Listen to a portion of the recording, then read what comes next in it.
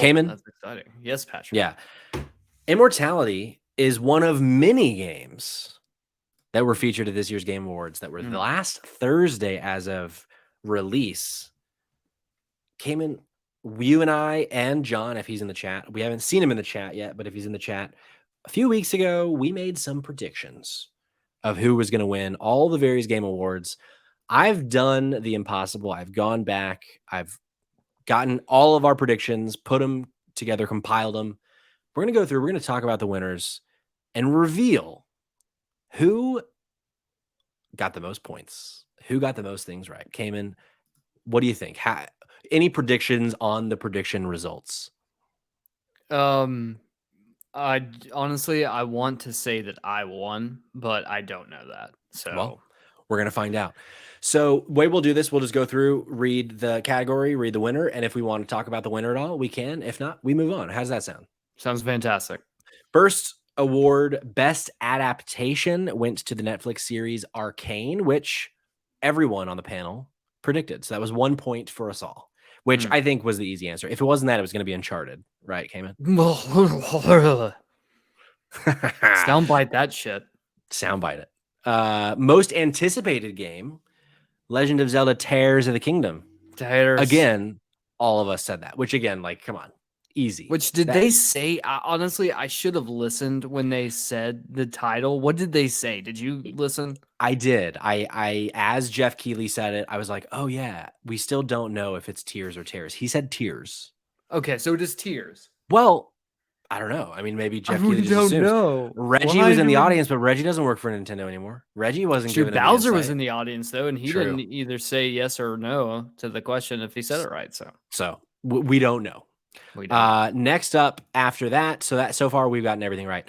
After that, Content Creator of the Year went to Ludwig, which we all got wrong. So we're all still talking who he is. I'm not, no offense to him. He's way better than I am if he won Apparently that award, he's huge on Twitch, but awesome. Good for him. Yeah, congrats, good for bud. Multiplayer Game of the Year went to, I was surprised by this one. And I think all of us would be because we were all wrong. Splatoon 3 came. Yeah. I don't even remember who we all voted for, but that still seems wrong. I think John and I voted for Call of Duty and you voted for, I forget off the top of my head, but it wasn't Call of Duty. You voted for something else. And it wasn't Multiverses, maybe? Maybe. Sim/strategy went to Mario plus Rabbids Sparks of Hope. Came and called this one. I lovingly voted for the game that my wife likes, 2 Point Campus, and I failed miserably. But sometimes you fall or you fail in love. You fail for those that you love. Clip that. Put that on a t-shirt. Clip that, baby. And John said Warhammer, so we're both fucking idiots. Terry in the chat. Hey, Terry. I've heard that it's officially Tears Like Crying and Not Ripping Apart, but I don't remember where I heard it. So, hey, I mean, who's to say? We'll see. I just don't be surprised if May, when it comes out, there's Tears in reality, and all of a sudden it's Tears of the Kingdom, and Cayman was right. But so far, Cayman 1 point more than myself and John. Racing/sports, Gran Turismo 7 took that home. Honestly, took home that award. I remember distinctly being like, this is the one I should pick, but also it got shat on so much by everyone that I was like, no way it wins. In hindsight, it should have been the obvious pick. John and I went FIFA, I think, or no, you and John went FIFA. I went Ollie Worlds for that one, but we were all wrong. So Cayman still wins by 1, or is winning by 1. Next up was Family Game, Kirby and the Forgotten Lands, which we all said. So another point for all of us. After that, Fighting Game went to Multiverses, which we all got wrong. But even though it's not a fighting game, this is one of the few categories where I was like, just give it to Sifu. Yeah. Sifu is such a great game. Like, it's the fact that Sifu didn't win any awards at the Game Awards was very disappointing for me. But Multiverses got that one. Next up was Best RPG, which was Elden Ring. Not surprising because we all predicted that. After that was Action Adventure Game, which went to God of War Ragnarok, which, again, we all said. After that, Action Game, Doug Bowser himself came on stage to accept for Bayonetta 3, which we all got wrong. And this was another one. So this one was surprising to me because I have not heard a single good thing about Bayonetta 3 since it was released. And here it is winning a game award. It even just got an episode of What Happened. Oh, really? So, yeah, I'll tell you. That'll tell you. What happened? After that, we had innovation in accessibility. Went to God of War Ragnarok, which I did get right. Came in, said it was going to be Tlu, and John didn't vote. I think he was too busy putting emotes in the chat to vote for that one. So Cayman and I now tied, if you're keeping track at home. Best VR/AR game went to Moss Book 2, which we didn't predict. We skipped it since none of us had played any of them. Community support went to Final Fantasy 14. Cayman gets another point on the board. I went with Apex. I was wrong. No. I was going to say best community support's gone to Final Fantasy 14 like 3 straight years, but that's not correct. It's actually an award they win later. So we'll talk about that. We'll be back. We'll be there. Best mobile game, we all correctly predicted Marvel Snap. Did you hear Greg Miller when they announced that screaming from the audience? No, I didn't. It's like, you know exactly who it is because his voice is so distinct and it's just him so goddamn loud. whooping in the background. It was awesome. That's funny. I need to go back and watch that because I didn't hear that. But I was kind of scrubbing through at times. Best debut indie game went to Stray. Patrick back on the board. I got that one right. Came and said Tunic. John and Handsome Tony, the only category that Handsome Tony voted for, said Vampire Survivors, and they were fucking dead wrong. So get the fuck out of here. After that, best indie game also went to Stray, which Patrick and John predicted. Cayman, unfortunately, predicted Cult of the Lamb, which I took a shot, man. I took a shot in the dark. Took a shot in the dark. Best ongoing game, which is I think the category you were just mentioning, went to Final Fantasy 14, which Cayman got right, Patrick got wrong, John got wrong.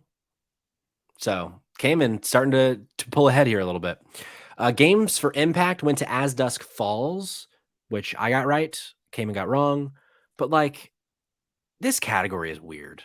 Yeah, I didn't even know any of those games, and honestly didn't even know As Dusk Falls was a game that you played, actually. I did, yeah. But like, there is nothing about that game that I think impacts like the social conversation other than like, don't rob people. But like, I think we're taught that at like the age of 4 to not rob people. That's fair. Anyway, but yeah, As Dusk Falls got that. Best performance, which in hindsight, shocked that we all got wrong. Yeah, as Christopher Judge. Yeah, I was hoping that Sonny Suljic was going to win because like I think he was incredible as Atreus. But then again, looking back on it now and knowing that like Christopher Judge didn't win, when God of War 2018 came out, like it was a sign to shine, and he fucked the awards up, which was pretty fucking awesome. So shout out to Christopher Judge, you're a fucking baller, dude. That was so funny. So last Thursday, as I mentioned last week, I was at Katie and Elliot's wedding. Congratulations again. I love you both. Great wedding, by the way. 10 out of 10. And you were texting me during, and you were like, dude, Christopher Judge won for best performance like half an hour ago, and he's still talking. And I thought you were just like, oh, it's probably going to be like a 4-minute speech. I am watching it on Sunday when we got home, or when I got home from a trip I went on this weekend. And I'm going and I'm watching and I'm like, this dude was not fucking lying. Christopher Judge was on stage for like 13 minutes.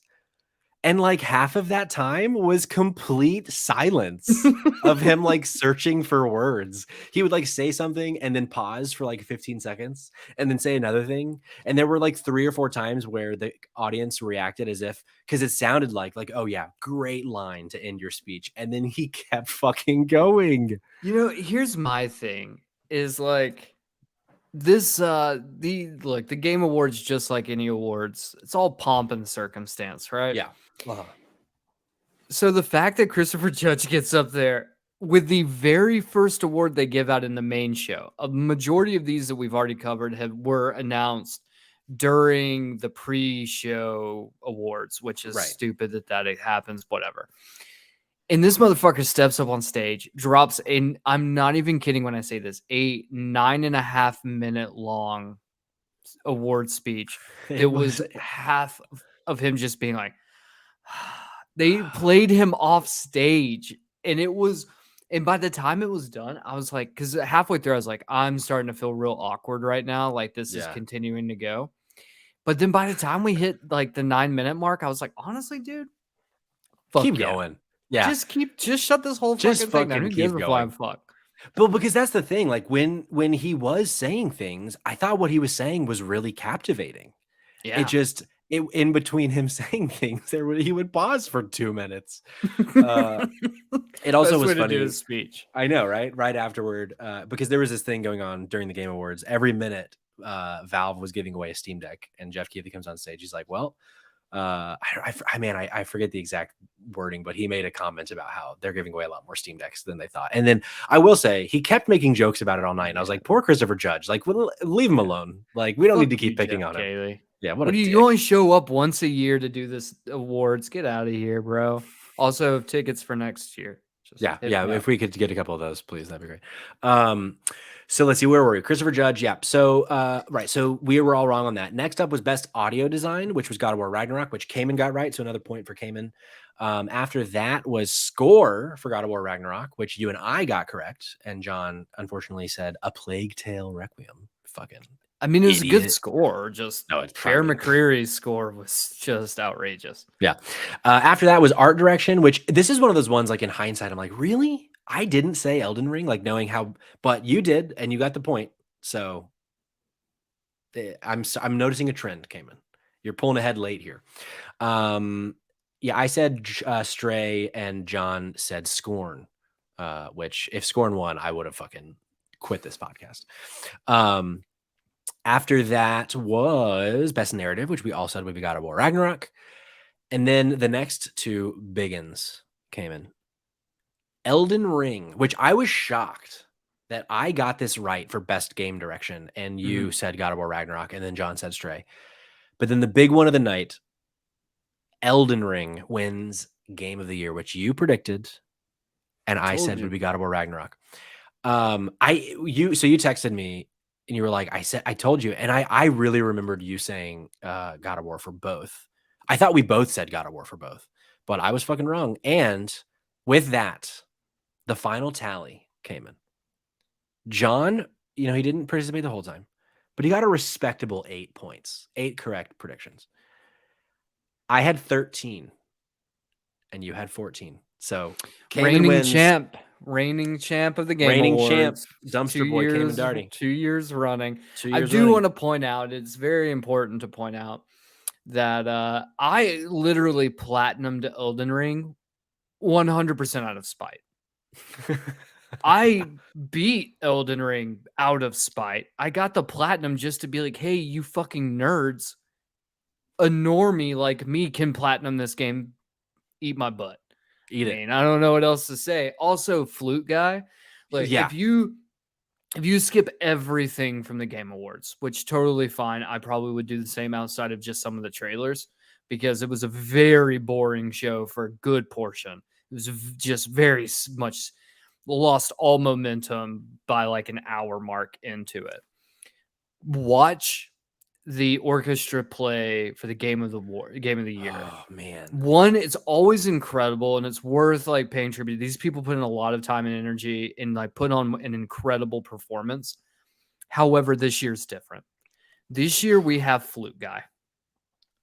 And Flute Guy, I'm going to say this, but Flute Guy is the only reason any of us have to live anymore. Yeah.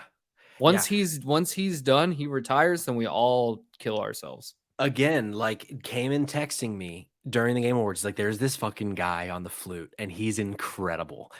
I cannot wait for you to see him. And I was like, how can a guy on a flute be this captivating?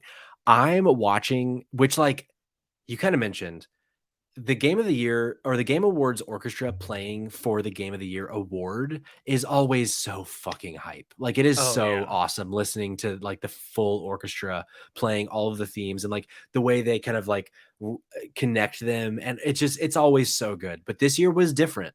And you were again spot on. Flute Guy was incredible. There was a moment, I think it was during one of the first 2 numbers, where they showed him cut away, cut back, cut away, and cut back. And every time he was playing a different instrument. Yes, he played like 4 or 5 different versions of. Apparently, he makes his own instruments. Of course, and these are like these flutes aren't like normal flutes. They're like custom designed that he builds himself. So they have like specific sounds that a Unbelievable. normal flute could not provide. Also, at the end, they like get done. He stands up. Everyone else is sitting down, like clapping. Like he stands up. He is screaming at the top of his lungs. He's fist pumping in the air. He's losing his goddamn mind. He looks back at the drummer, who's also hype as shit. Who is during it, also hype as shit. and they're fucking like fist pumping at each other. Like these dudes carried the entire performance on their backs. Honestly, Said it. every time I see an orchestra perform, if people aren't giving the same energy that Flute Guy and Drum Man did, I'm gonna fucking lose it on this orchestra, because it was honestly incredible. And honestly, more orchestras need to do that. Truly, like be more hype, guys. Yeah. If members of our audience could tweet at Flute Guy and ask him to come on our show, 100%, we will forever be in your debt. We would love to interview Flute Guy, because he kill over his energy. I would kill a man to interview Flute Guy. Yes. Yeah.